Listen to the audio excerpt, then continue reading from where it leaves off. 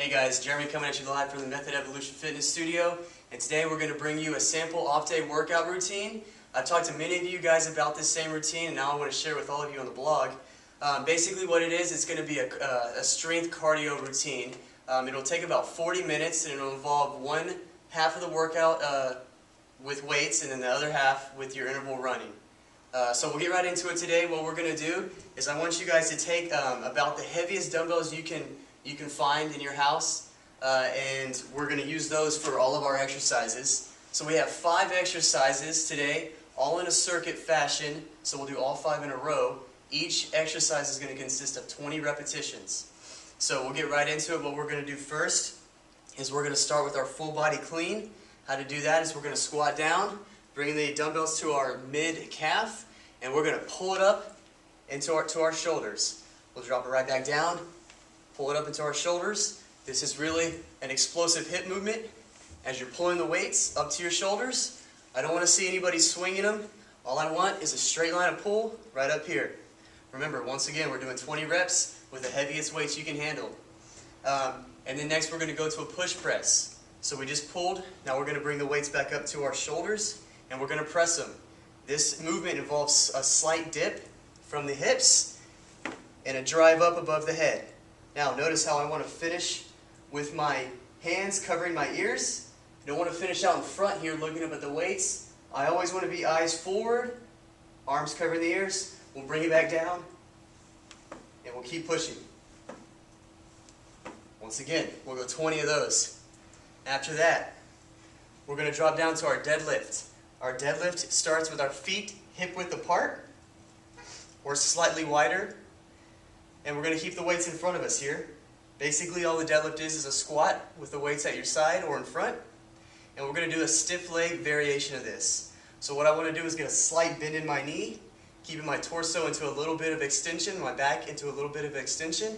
And I'm going to go down with a tall chest, pushing my butt back as far as I can go. And I'm going to come up with tight abs.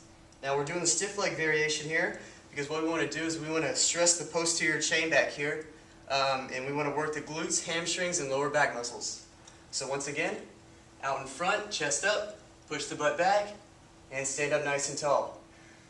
Down, when you come up, tighten the abs, and fire the glutes at the top of the motion. Now, when I say fire the glutes, what I mean is I want you guys to pretend you have a coin in between your 2 glute muscles. Those are the muscles of the butt. And when you come up, you want to squeeze that coin together. We're going to really activate the glutes here and get them firing. That's 3 exercises. We're going to go to the 4th now. The 4th is going to be a step up. You're going to hold on to the weights. You can use a chair or a bench at your house. What you're going to do is you're going to keep one foot up on the bench at all times. We're going to drive up and slowly lower down. Now, I don't want to push off of the ground with my foot. I just simply want to tap it and come back up. All the force is being generated with this lead leg. All my weight is distributed here onto this leg as I stand straight up with a tall chest, tight stomach. Make sure you extend all the way up to the top. You're going to switch every step. I'm going to go nice and slow and controlled here. I just want to tap. I'll turn around and show you guys here. So I'm just tapping and coming back up. If you have a tendency to drive off the ground, what you want to do is you want to stop about 1 inch off the ground and come right back up. Stop 1 inch and come right back up. That should really get your quads on fire here. And we're going to finish off with our renegade row. So the renegade row is a row from the plank position. Really important here, we're stabilizing at the core.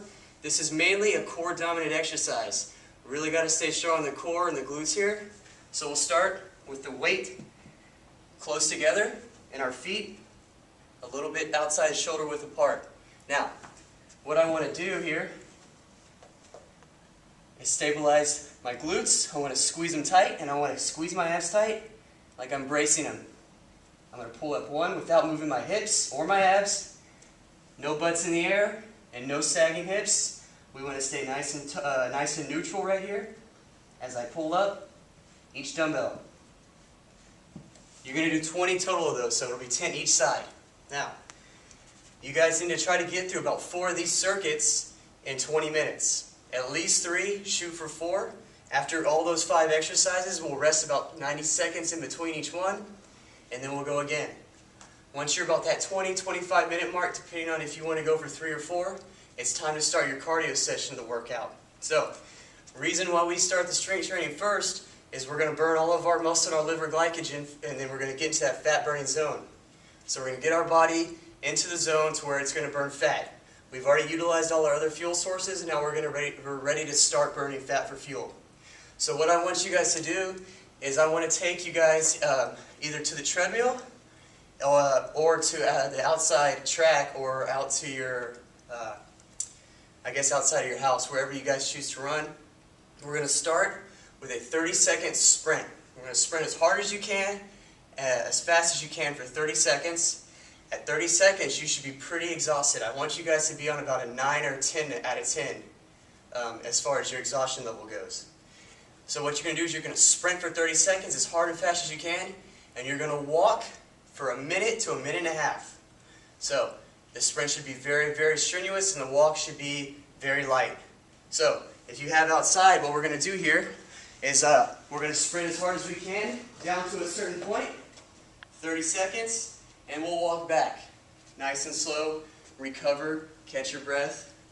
Once we get back to our starting point, it should take you about 2 to 3 times the length, or the length of time that it took you to sprint. Once you get back to your starting point, go ahead and sprint down again to your point of reference. Now, if you don't want to work out outside, or say it's raining, if you guys have a treadmill at home or elliptical or some other form of cardio equipment, what you want to do is you want to speed that equipment up to your 9 or 10 perceived level of exertion for about a minute. Okay, the reason why it's a little bit longer is because it takes the cardio equipment a little bit of time to speed up and slow down. So you'll at least be sprinting hard for 30 to 40 seconds of that time. So remember, once again, 30-second sprint, walk it back. You want to work up to about 10 to 15 sprints, depending on how long it takes you. Once again, we want to go for about 20 minutes. That way the total workout that you guys just did will be 40 total minutes. Really great for fighting off a lot of fat, really great for fat loss, kicking that metabolism up and getting that metabolic afterburn effect. Once again, guys, if you have any questions, make sure to email us or post a comment on the blog. We'll be sure to help you out along the way.